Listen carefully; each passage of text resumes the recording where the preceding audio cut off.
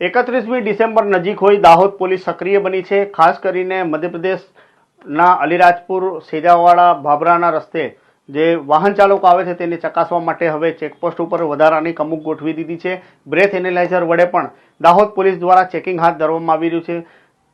Dahod ડિવિઝનના DYSP Jagdish ભંડારીના માર્ગદર્શનમાં Garbada PI તેમજ તેમની team ગરબાડાની મીનાક્યાર border પર 31મી ડિસેમ્બરને અનુલક્ષીને સઘન વાહન ચેકિંગ કરી રહ્યા છે। તમે જો અલીરાજપુર ભાભરા સેજાવાડા થઈને જો ગુજરાતમાં એન્ટર કરી રહ્યા હો તો વાહન ચાલકો સાવધાન રહેજો। જો તમે દારૂ પીને તમારું વાહન ચલાવશો, કોઈ માદક પદાર્થનું સેવન કરીને તમે વાહન ચલાવશો તો સાવધાન રહેજો, કારણ કે ગરબાડાની મીનાક્યાર બોર્ડર પર ચેકિંગમાં ઉભેલી ગુજરાત પોલીસ તમને બ્રેથ એનાલાઇઝર વડે ચેક કરશે અને જો તમે નશાની હાલતમાં પકડાયા તો 100% તમે પોલીસ કાર્યવાહી તમારા ઉપર થઈ શકે છે। એટલે તમારું વાહન સુરક્ષિત રીતે ચલાવો।